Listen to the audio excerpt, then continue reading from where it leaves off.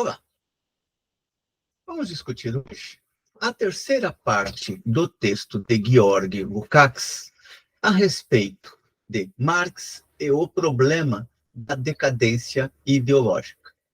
Texto este que pode ser encontrado no livro Marxismo e Teoria da Literatura.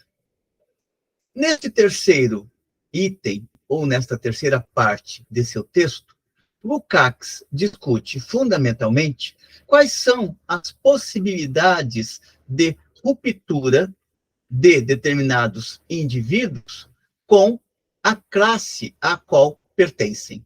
A ruptura à qual ele está se referindo é uma ruptura ideológica.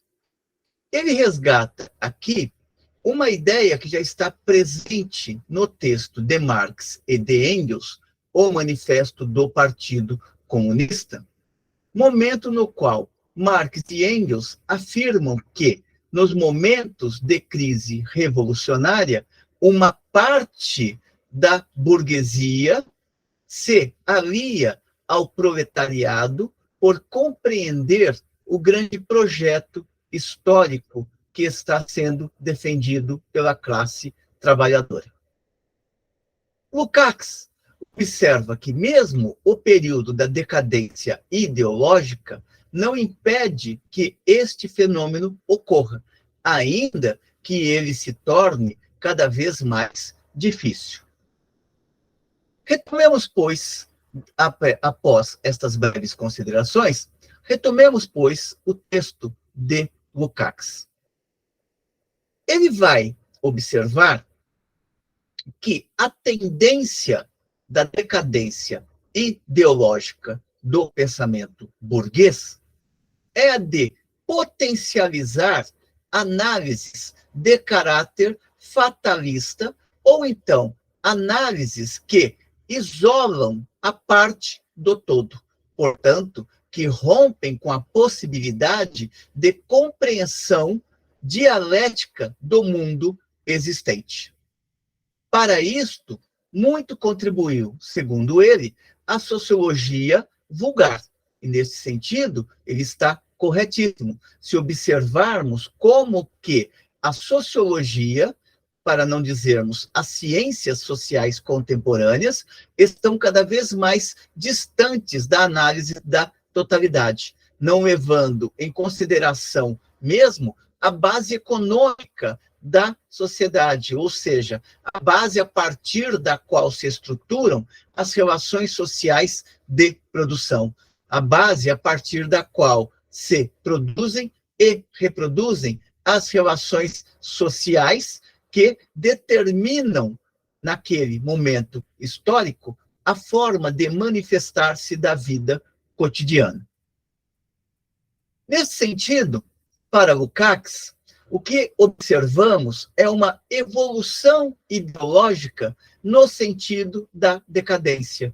E esta decadência reafirmando posições cada vez mais fatalistas, posições estas alimentadas pela sociologia vulgar.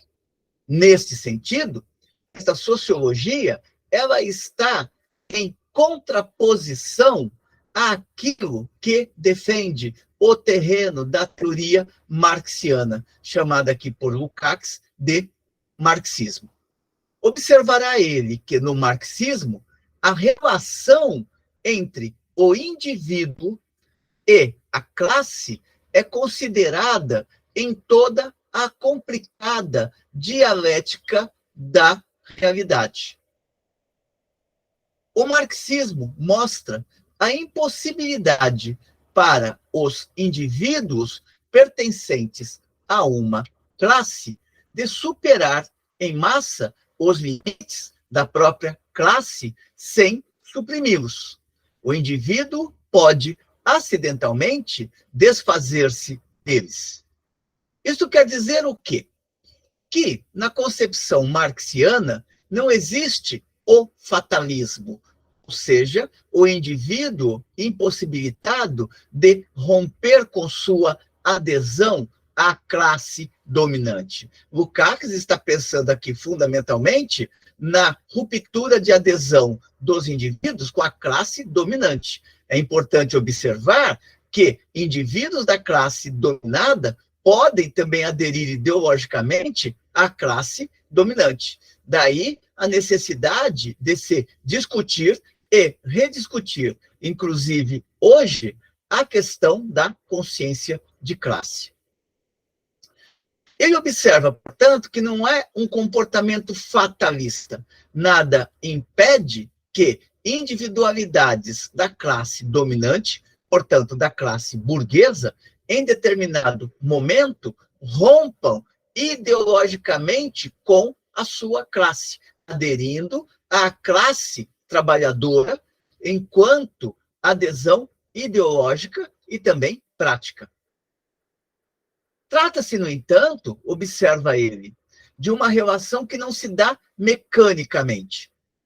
E para que esta ruptura ela atingisse toda a sua profundidade, seria necessário a supressão da própria classe dominante, uma vez que, fora disto, estas rupturas nada mais são, ou são fundamentalmente, ainda que importantes, rupturas isoladas. Trata-se, nesse sentido, observa Lukács, de uma relação complexa, desigual e não fatalista, do ideólogo singular, ou seja, daquela individualidade que está com uma determinada clareza ideológica, do ideólogo singular com os destinos de sua classe. Isto faz com que esteja sempre aberta, ainda que de uma maneira extremamente complexa, a possibilidade de ruptura, ou seja, a possibilidade da classe trabalhadora contar com individualidades pertencentes originariamente à classe burguesa. Ainda que este processo, ressaltemos mais uma vez, se dê de uma maneira cada vez mais complexa e difícil. Lukács observa ainda que todo ideólogo, não importa de que classe provenha, somente está aprisionado no ser e na consciência de sua classe para a sociologia vulgar. É somente uma sociologia não científica que vai tratar a adesão de classe como um fatalismo. Na realidade, porém, está sempre em face da sociedade como um todo este indivíduo. Ora, o que leva este indivíduo a estabelecer estas possibilidades de ruptura? É o fato de que, enquanto indivíduo, ele está ligado à totalidade social. E esta totalidade social não mascara totalmente para o indivíduo o que esta sociedade é. Ele pode virar as costas deliberadamente a esta sociedade, o que não significa que ele não saiba que dentro desta sociedade existam relações de exploração, relações de dominação, que exista desemprego, que exista miséria, entre outras mazelas produzidas pela sociedade burguesa. Daí que todo ideólogo, não importa de que classe provenha, somente está aprisionado no ser e na consciência de sua classe para a sociologia vulgar. A realidade, porém, está sempre em face da sociedade como um todo. Lukács resgata aqui uma passagem que está em Marx e Engels no livro A Sagrada Família, mostrando, por exemplo, como que a alienação é um fenômeno que atinge a totalidade da sociedade. Não apenas a classe trabalhadora é alienada, a classe possuidora também é alienada, só que é o polo que extrai as vantagens de toda a alienação social existente. A passagem de Marx é a seguinte: a classe possuidora e a classe do proletariado encarnam a mesma autoalienação humana, a mesma autodespossessão humana. Mas, nesta autoalienação, nesta autodespossessão, a primeira, a classe possuidora, se sente à vontade, sente-se fortalecida, pois sabe que a alienação, a despossessão, é uma potência sua e possui nela a aparência de uma existência humana. Ou seja, aquela existência miserável do burguês, miserável no sentido de existência humana, enquanto ser humano genérico, ela se autoalimenta do fato de que ele vai poder comprar coisas. Observemos, por exemplo, estes milionários que, na falta de terem o que adquirir, acabam comprando ilhas, ou então tem na garagem 20 carros importados, ou então compram 4, 5 lanchas, sendo que não vão nem desfrutar de todos estes bens comprados. Então, é uma das dimensões da autoalienação humana que está presente na classe possuidora, a classe burguesa. Já a segunda, ao contrário, sente-se aniquilada na alienação, na despossessão, descobrindo nela a própria impotência e a realidade de uma existência inumana, uma vez que nenhum indivíduo pode fazer aflorar as suas potencialidades passando fome ou vivendo na miséria material e espiritual.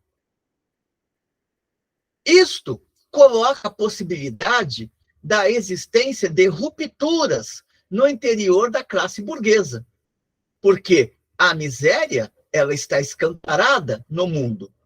É possível virar as costas para ela, o que não quer dizer que a miséria crescente ou a miséria escancarada no mundo não produza em certas individualidades a sensibilidade social necessária.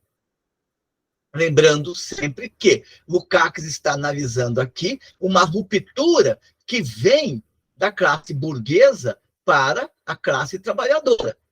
Seria necessário também investigar os mecanismos que produzem a ruptura na classe trabalhadora e que faz com que individualidades da classe trabalhadora adiram, façam adesão ao campo ideológico da classe dominante. Esta passagem para Lukács revela ou serve para demonstrar como que a burguesia possui tão somente a aparência de uma existência humana. Desse modo, entre aparência e realidade, portanto, deve surgir em cada indivíduo da classe burguesa uma viva contradição. Ou seja, no íntimo, perceber que tudo aquilo do qual ele desfruta resulta do empobrecimento humano ou da despossessão de uma grande parte da humanidade. Depende, então, em grande parte do próprio indivíduo, se ele deixará que essa contradição adormeça por efeito de narcóticos ideológicos que sua classe continuamente lhe ministra, ou se ela permanecerá viva nele e o conduzirá a romper inteira, ou pelo menos parcialmente, os véus enganadores da ideologia burguesa.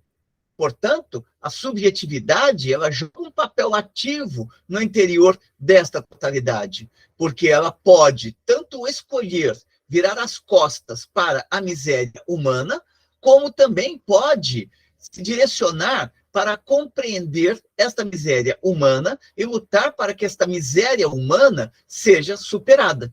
E isto pode acontecer em vários graus, desde aquela adesão humanística que podemos encontrar através de certas individualidades da classe burguesa, até aquelas que efetivamente fazem a adesão a uma concepção de mundo radical, como aquela que propõe a superação da sociedade capitalista por um outro modo de produção, onde as classes sociais sejam efetivamente lançadas no baú da história.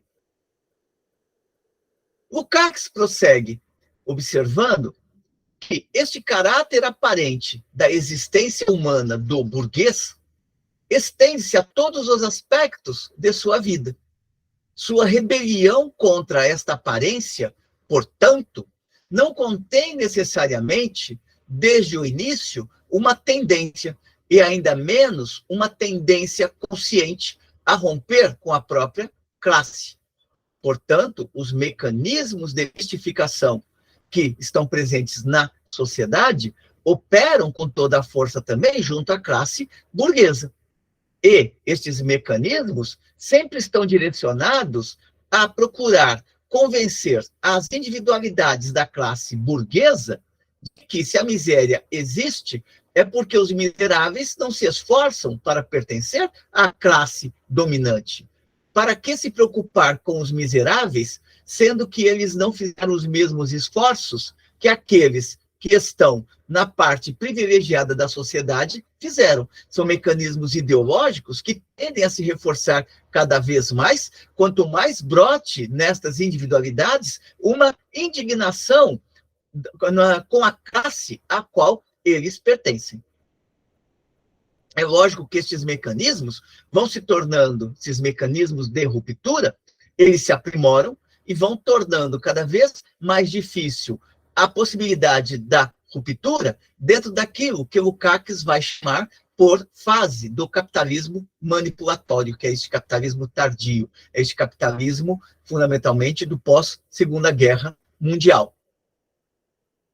Para que esta ruptura se processe, observa Lukács, é necessário que estas individualidades demonstrem uma grande força intelectual e moral. Sem esta força intelectual e moral, nenhuma verdadeira ruptura pode ser estabelecida por estes indivíduos. É necessário que eles se coloquem naquela posição de desmascarar verdadeiramente aquela aparente existência humana que tem no interior da classe que se beneficia do processo de alienação social, que é total. Não por acaso, prossegue Lukács, existe todo o aparato de crítica apologético-romântica do capitalismo. Apologético no sentido de mostrar que o capitalismo é a melhor das sociedades possíveis, e romântica no sentido de mostrar que, no passado, o capitalismo, por exemplo, se mostrou uma sociedade muito melhor do que a sociedade feudal e que, portanto, é necessário defender o que tem de mais puro, de mais autêntico no capitalismo, a fim de que esta sociedade possa continuar garantindo a liberdade e a democracia dos indivíduos. Há sempre uma tentativa de voltar no passado para se pensar o presente, uma vez que, se a sociedade burguesa, se a classe burguesa encarar a sociedade presente tal como ela é, ela não encontra respostas para as contradições que estão postas.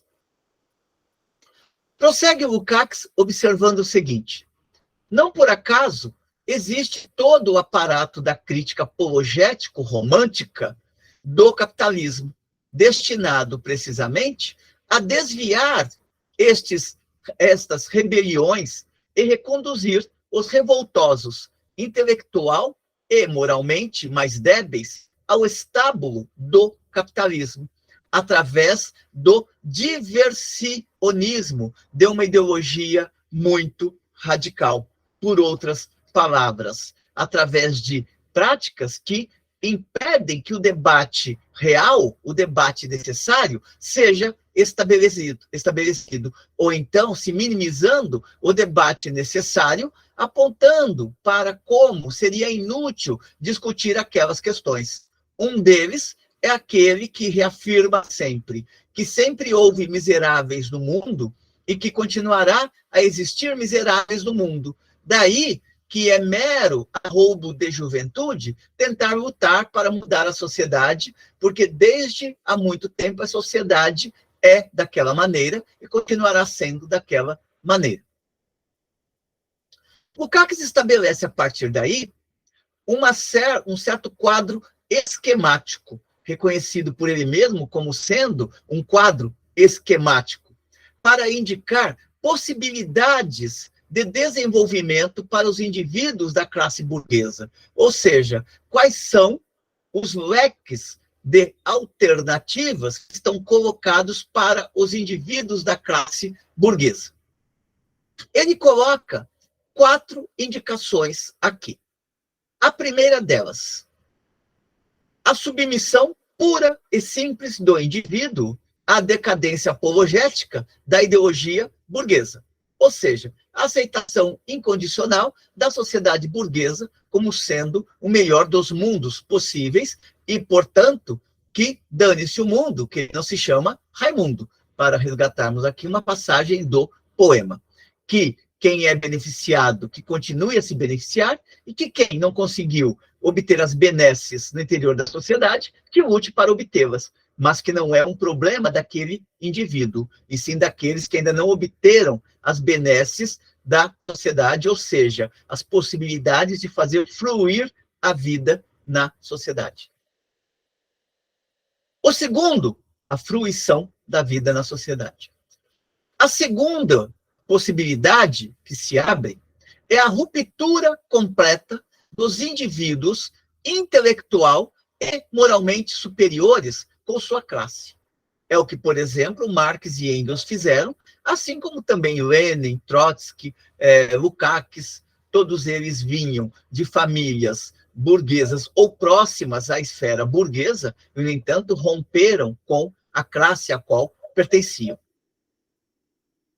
A terceira possibilidade é o trágico fracasso de homens dotados de grandes qualidades em face das contradições do desenvolvimento social e da agudização da luta de classes, que não mais têm condições de enfrentar nem intelectual nem moralmente. Ou seja, indivíduos intelectualmente capazes e capacitados para compreender as contradições de classe, mas que capitulam à classe a qual pertencem e, portanto, abandonam o terreno da ciência para se tornarem cada vez mais, por exemplo, ideólogos daquela classe. Lembremos toda a discussão que Marx faz a respeito do momento ascendente e do pensamento descendente da burguesia. O quarto elemento que Lukács aporta é o choque dos ideólogos honestos com sua própria classe, na medida em que vivem intensamente as grandes contradições da época, extraem corajosamente as consequências de suas experiências e as exprimem sem hesitações. Este choque, este conflito com a classe burguesa pode, em determinados casos, permanecer por muito tempo inconsciente e latente. E, de modo algum, deve-se afirmar que ele deva sempre culminar numa adesão consciente ao proletariado. Ou seja, a consciência chega a um determinado grau que abre efetivamente a possibilidade de adesão à classe trabalhadora. Mas isso não é uma fatalidade, é uma possibilidade. O significado da situação, prossegue Lukács, o significado da situação aqui criada depende da intensidade com a qual o indivíduo em questão vive e medita sobre as contradições da época, bem como de suas possibilidades, tanto interiores quanto exteriores, tanto subjetivamente quanto objetivamente, de prosseguir por esta estrada, consequentemente, até as últimas instâncias. Trata-se, portanto, em larga medida, de um problema intelectual e moral.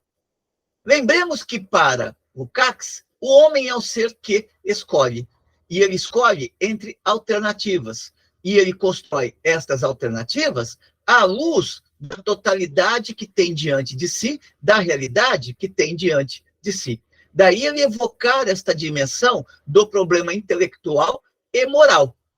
Existem aqueles indivíduos que veem as contradições, mas fazem questão de fechar os olhos para as contradições. Existem aqueles indivíduos que veem as contradições, mas se sentem impotentes para lutar, para derrotar aquelas contradições. E existem indivíduos que, vendo aquelas contradições, tomam a decisão resoluta, a postura resoluta de lutar para que elas sejam superadas historicamente. Não se trata, porém, de um problema puramente individual, uma vez que todo ser é efetivamente um ser social, está em contato com a totalidade, ainda que não tenha a compreensão imediata desta totalidade. Daí que não se trata, porém, de um problema puramente individual, puramente intelectual e moral. No entanto, uma vez que se atinja uma profunda compreensão das reais contradições da vida, uma ruptura imediata e radical com a própria classe é, neste caso, praticamente inevitável. O praticamente é porque Lukács está colocando aqui um condicionante. Não é uma inevitabilidade, é sempre uma possibilidade que vai se tornando uma possibilidade cada vez mais forte até transformar-se de possibilidade em ato real. Lukács observa que há uma tendência do pensamento burguês não apenas em mostrar as relações humanas de uma maneira fracionada, mas também de apresentar as ciências naturais como também totalmente descoladas da totalidade social. E isto é uma marca do pensamento da decadência. As ciências da natureza, elas não são apresentadas como resultado de um movimento da totalidade do social, e sim como descobertas restritas a determinados campos de investigação. Para Lukács, ao se fazer isto, se elimina a possibilidade de compreensão da própria riqueza da ciência, uma vez que as conquistas da ciência da natureza vão se apresentar cada vez mais como isoladas das relações sociais reais que existem na sociedade em determinado momento. Lukács volta no texto a lembrar que esta postura é uma postura totalmente distinta daquela que existia no período de ascensão do pensamento burguês. No período de ascensão, as grandes descobertas científicas, de Copérnico a Darwin, foram importantes momentos de transformação revolucionária da consciência das massas. Já hoje, as grandes descobertas da ciência moderna nos países capitalistas afirmam-se quase sempre passando através do filtro da filosofia reacionária. Se elas são popularizadas e penetram na consciência das massas, isto não ocorre sem que sejam deformadas num sentido relativista e idealista, ou seja, apresentadas como descobertas da engenhosidade de determinados cientistas, por exemplo, e não como descobertas resultantes de desenvolvimento das forças produtivas, de desenvolvimento do conhecimento humano geral, ou então descobertas resultantes do estágio de uma determinada sociedade em um determinado momento. Nesta evolução da decadência, acabam sendo comprometidas também para Lukács não apenas a ciência empírica, a ciência prática, não apenas a filosofia, a sociologia ou a história, entre outras áreas das ciências humanas, mas também áreas específicas como a arte e a literatura. Observará Lukács que também é possível se verificar na arte e na literatura a produção de um pensamento da decadência, como que os artistas ou então os autores, eles acabam construindo expressões que mascaram cada vez mais a possibilidade de se compreender a realidade tal como esta realidade aproximativamente é. Lembrando sempre que, para Lukács, um texto literário não terá a mesma estatura de um texto científico. mas através de um texto literário, é possível se aproximar de dimensões da realidade e compreender facetas da realidade. Essa dificuldade, ou seja, a presença do pensamento, da decadência ideológica, a presença de uma mistificação cada vez mais das relações sociais, que impulsionou muitos escritores de grande potencial para o limbo da decadência ideológica burguesa, do pensamento burguês. Observa Lukács encerrando este item 3. Importantes escritores realistas acabaram também por ficar comprometidos pela estrutura mais geral do período da decadência da burguesia, aquele no qual a burguesia precisa, por todos os meios, legitimar o porquê ela é a classe dominante. Quanto mais esses escritores penetram, esses escritores realistas, quanto mais esses escritores penetram em profundidade no conhecimento da realidade social, tanto mais os problemas centrais passam ao primeiro plano de seus interesses ideológicos ou literários. O que ele quer dizer com isso? Ele quer dizer o seguinte, que do mesmo jeito que é possível ter a ruptura de classe por determinadas individualidades da classe dominante, também é possível que no interior da literatura, nem todos os autores, nem todos os escritores, os artistas, eles capitulem ao pensamento, ou à estrutura do pensamento da decadência ideológica. São a estes escritores que não capitulam e que, portanto, fazem a literatura na qual buscam tocar nos problemas verdadeiramente reais da humanidade, que ele vai chamar por escritores realistas. Os escritores que penetram em profundidade no conhecimento da realidade social, ainda que de uma maneira literária, e observam tanto mais os problemas centrais, trazendo-os ao primeiro plano dos seus interesses ideológicos ou literários. Com esta passagem, Lukács encerra esta terceira parte deste longo texto a respeito de Marx e a decadência ideológica do pensamento burguês. Texto este que está entre outros livros, né? Foi publicado em vários livros, mas estamos utilizando aqui a edição que tem por título Marxismo e Teoria da Literatura, que foi publicado pela Expressão Popular. É isso por hoje. Espero que tenham gostado da discussão. Encaminhem suas considerações positivas ou negativas e continuemos aqui em nosso trabalho em defesa da sociologia. Até uma próxima.